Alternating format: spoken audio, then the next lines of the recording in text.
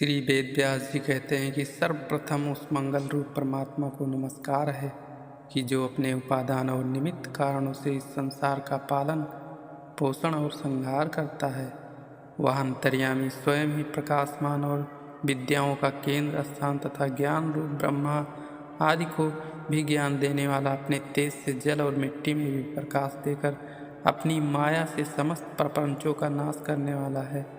जिस ईश्वर की सत्यता से असत्य भी सत्य रज और तम की सृष्टि सत्य सी प्रतीत होती है, जो वेदों के ज्ञान को उत्पन्न करने वाला है और जिसकी सत्यता से यह मृग तृष्णा के समान मिथ्या संसार भी सत्य भासित होता है, उस सत्य रूप परमात्मा को हम अपने शिष्यों सहित प्रणाम और ध्यान करते हैं। इसके पश्चात श्रोताओं को इस शास्त्र की श्रेष्ठता बतलाई जाती है। यह भागवत शास्त्र सब शास्त्रों से उत्तम और संसारी पुरुषों का परम कल्याण करने वाला है। इसमें आद्योपांत परमार्थ वस्तु का ही विवेचन किया गया है कि जो ईर्ष्या रहित पुरुषों को जानने योग्य है। जो मनुष्य महर्षि वेदव्यास के बनाए हुए इस भागवत शास्त्र को सुनता है, उसके हृदय में उसी क्षण ईश्वर आ बसते हैं।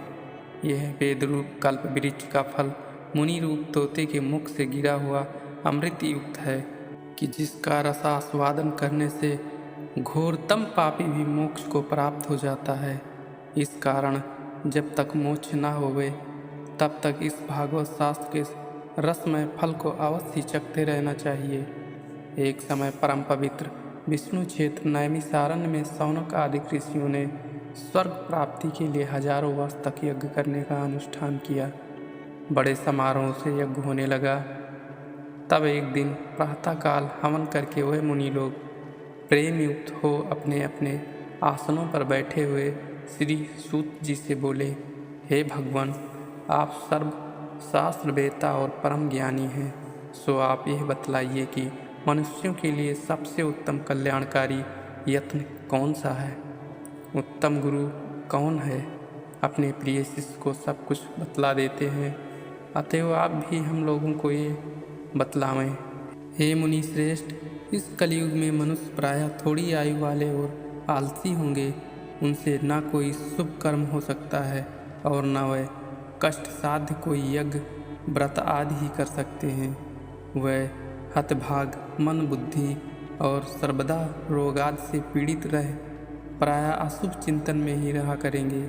उनमें ये शक्ति नहीं होगी कि वह अनेक शास्त्रों को सुनकर तदनुसार आचरण करें, क्योंकि अधिक शास्त्रों के सुनने से अधिक कर्मों का अनुष्ठान करना पड़ेगा, जो उनके लिए सर्वथा असंभव है।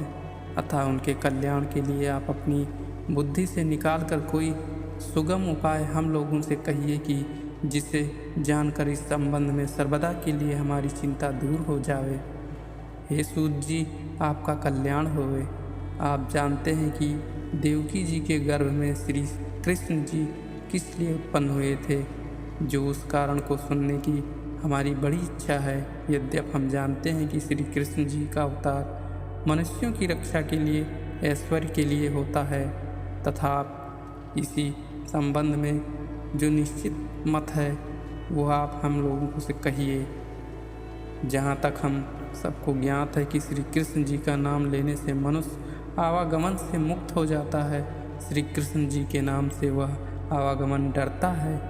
हे सोमसूत जी, गंगा जल तो क्रमशः ही मनुष्यों को पवित्र करता है, किंतु श्री कृष्ण जी के चरणों का आश्रय करने वाले शीघ्र ही शांति लाभ करते हैं। तब भला उन कलिमल नाशक श्री कृष्ण जी के उत्तम चरित्रों को कौन नहीं सुनना चाहेगा, कि जो अपनी लीलाओं से उत्तम श्लोकों द्वारा सबके प्रशंसनीय और शिवादिक मूर्तियों को धारण करने वाले हैं। हे मुनि, जिनके उदार चरित्रों को नारादिक ऋषियों ने भी गाया है, जो अपनी माया से लीला करने वाले साक्षात विष्णु रूप हैं, उनके मत्स्यादिक अवतारों की पुनीत कथा हम सबसे कहिए। श्री विष्णु जी के उन पवित्र चरित्रों को सुनते हुए तृप्त नहीं होते हैं, प्रत्युत वह प्रतिक्षण है हम सबको अधिकाधिक स्वादयुक्त मालूम होता है, क्योंकि माया से मनुष्य रूपधारी गुप्त रूप होकर बलभद्र सहित श्री कृष्ण जी ने जो गोवर्धन आदि उठाकर अद्भुत कार्य किया है, वह बड़ा ही मनोरंजक और अमानुषिक है। इसी कारण कलयुग को आया हुआ जानकर हम लोग बहुत दिनों के लिए यज्ञ का अनुष्ठान करके इस विष्णु क्षेत्र में आ बैठे हैं। तब ऐसे समय में हम लोगों के लिए श्री विष्णु जी की कथा का सुनना परम आवश्यक है। जैसे समुद्र के पार जाने वाले के लिए कोई चतुर केवट मिल जाए, वैसे ही इस सत्वाहारी तथा गंभीर संसार को पार करने के लिए विधाता ने आपको हम लोगों के पास भेज दिया है। अतः आप हमें यह बतलाइए कि धर्म की रक्षा करने वाले योगेश्वर श्री कृष्ण चंद्र जी ने अपने स्वरूप में प्राप्त होने पर इस समय धर्म किसकी शरण में गया है। व्यास जी कहते हैं कि मुनियों के इस प्रकार प्रश्न करने पर सूत जी ने प्रसन्न होकर उनके वचनों की प्रशंसा करके कहा, हे मुनीश्वरों, बुद्धिमान श्रोताओं, जब श्री व्यास जी के उपदेश से कर्म मार्ग ने ना प्रवृत्त होने वाले श्री सुखदेव जी संन्यास लेकर वन की ओर जाने लगे, तब उनके वियोग में दुखी होकर व्यास जी ने कहा, हे पुत्र, वह ना लौटे किंतु अपने योग बल से वृक्षों में प्रवेश कर पिता का स्नेह छुड़ाने के लिए वृक्ष द्वारा ही बोले कि कहिए क्या आज्ञा है। तब ऐसे तेजस्वी जो सुखदेव मुनि थे, मैं उन्हें प्रणाम करता हूँ। उन महात्मा ने संसारी जनों पर दया करके संसार रूपी निविड़ अंधकार को दूर करने एवं समस्त वेदों के सारांश रूप ज्ञान को प्रकाशित करने वाला समस्त पुराणों में गुप्त जो श्रीमद्भागवत नाम से विख्यात है, उसे आप लोगों के सामने करता हूँ। परंतु इसके पहले समस्त मुनियों के गुरु उन सुखदेव जी को प्रणाम करके उनकी शरणागत हो रहा हूँ कि जो व्यास जी के एकमात्र परम प्रिय पुत्र थे। फिर नरों में उत्तम श्री नारायण जी को और सरस्वती तथा व्यास को प्रणाम करके श्रीमद्भागवत शास्त्र का वर्णन करता हूँ। हे मुनियों, आप लोगों ने लोक कल्याण करने वाला बड़ा उत्तम प्रश्न मुझसे पूछा है। श्री कृष्ण जी के संबंध में किया हुआ यह प्रश्न चित्त को प्रसन्न करने वाला और विष्णु भगवान में भक्ति उत्पन्न करने वाला है। जो इस प्रकार से विष्णु भगवान में भक्ति करता है, वह शीघ्र ही वैराग्य को उत्पन्न कर उपनिषदों में ज्ञान प्राप्त कर लेता है। उत्तम कर्मों में कठिन से कठिन परिश्रम करके ही यदि विष्णु जी की कथा में प्रेम ना उत्पन्न हुआ तो उसका जन्म लेना व्यर्थ है और उसने व्यर्थ ही परिश्रम किया। धर्म के फल को अर्थ मानना अनुचित है, क्योंकि धर्म उत्तम है और अर्थ निकृष्ट इंद्रियों का प्रसन्न होना काम का फल नहीं। किंतु जितने से जीव का चल सके उतने ही फल को अपने काम का फल जानना चाहिए। जीवन का उत्तम फल यही है कि मनुष्य तत्ववेत्ता होवे। अद्वैत ज्ञान को ही तत्वज्ञानी लोग तत्व कहते हैं और उसी को उपनिषदों में ब्रह्मा कहा गया है। उसी को स्मृतियाँ परमात्मा कहती हैं और पुराणवादी उसी को ईश्वर के नाम से भी संबोधित करते हैं। परंतु जो श्रद्धालु मुनिजन हैं, वह अपने वेदांतिक श्रवण ज्ञान की प्राप्ति से ज्ञान और वैराग्य सहित भक्ति बस उसी तत्व में अर्थात समस्त पदार्थों में एक परमात्मा का ही मान करते हैं।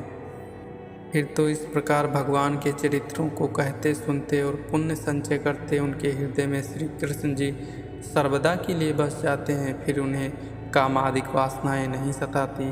भगवत शक्ति एवं भगवत शास्त्र की सेवा में निष्पाप हो उत्तम यश मिले श्री विष्णु जी ने अचल भक्ति प्राप्त कर लेते हैं, क्योंकि फिर उनके चित्त में रजोगुण और तमोगुण से उत्पन्न काम, क्रोध और लोभादिक विचार नहीं रहते और वह सर्वदा सत्व गुण में स्थिर होकर प्रसन्न रहते हैं। श्री विष्णु जी की भक्ति और श्री विष्णु जी का ज्ञान मनुष्य को मुक्ति और प्रसन्नता देने वाला है।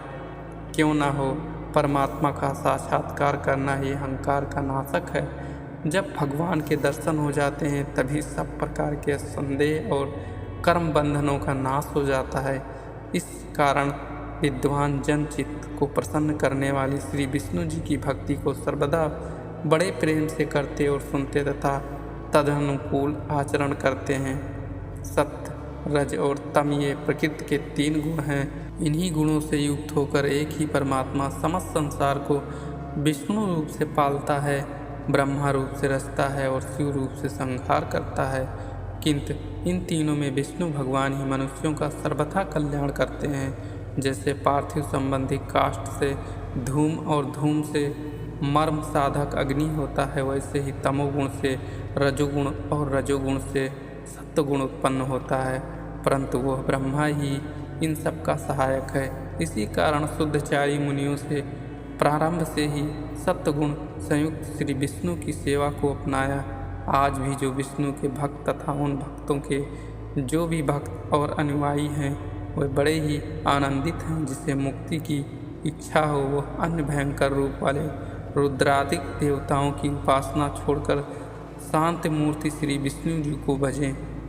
परंतु जो मोक्ष के प्रेमी नहीं हैं वे रजोगुणी और तमोगुणी ऐश्वर्य और संतान के इच्छुक मनुष्य अन्याय पितर भूतियों शिवादिक देवताओं की पूजा करते हैं। किंतु जो विष्णु जी के ही आराधक हैं वह श्रेष्ठ बतलाते हैं तथा इस नियमों से भी वे और याज्ञादिक जितने भी कर्मकांड होते हैं वास्तव में वह ही विष्णु जी को ही बोध कराते हैं। धर्मशास्त्रों की गति ज्ञान और स्वर्गादिक फल विष्णु जी की आराधना के ही घोतक हैं, क्योंकि पूर्व काल में ही सबसे पहले श्री विष्णु जी ने ही अपनी गुणवती माया के बल से इस संसार की रचना की थी।